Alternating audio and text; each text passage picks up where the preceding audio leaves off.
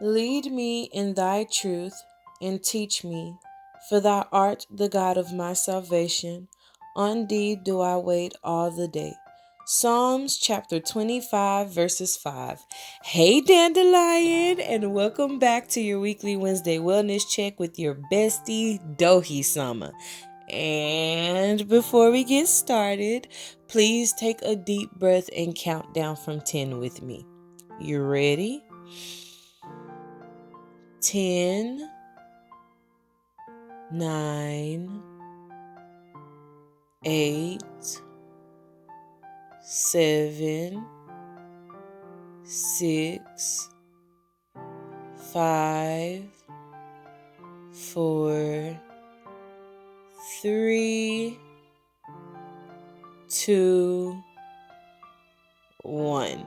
All right, today's discussion is let go of offenses. Now, this one.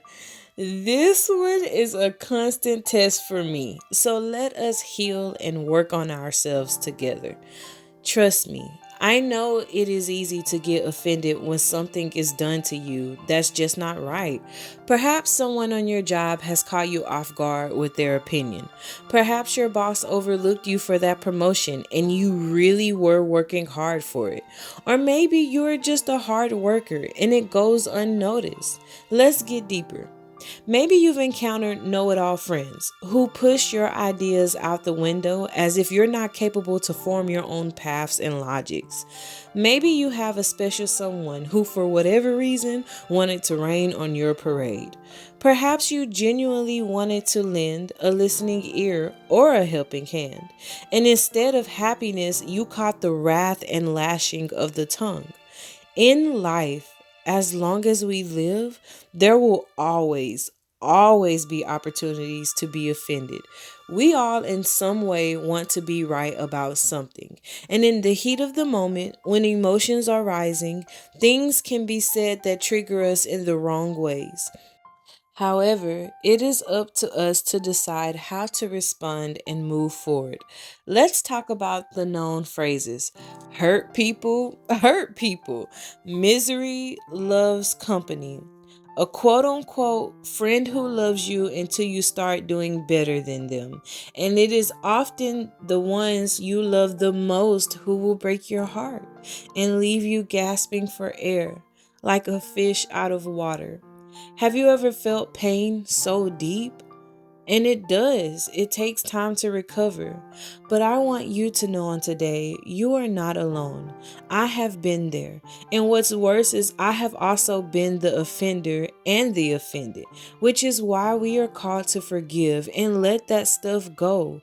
You cannot move on with your life unless you release all that hurt, all that anger, all that animosity, whatever bad feelings you have harvested inside. Let it go because bitterness will spread. Like a root under soil, if watered right, it will nurture. Don't harden your heart. Forgive and move on because we war not against flesh and blood, but against spirits and principalities in high places. Your enemy is spiritual. It's not the boss. It's not your neighbor. It's not the truck driver that flipped you off because he's in a hurry. Those people, family members, and not so real friends are not your enemies. And regardless of it, that person is still God's son and daughter. So let it go and forgive them because they know not what they do. Wounds run deep, and you never know what a person is dealing with behind closed doors. So let it go. Shake it off.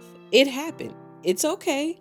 It's okay to feel what you do. It's okay to be upset.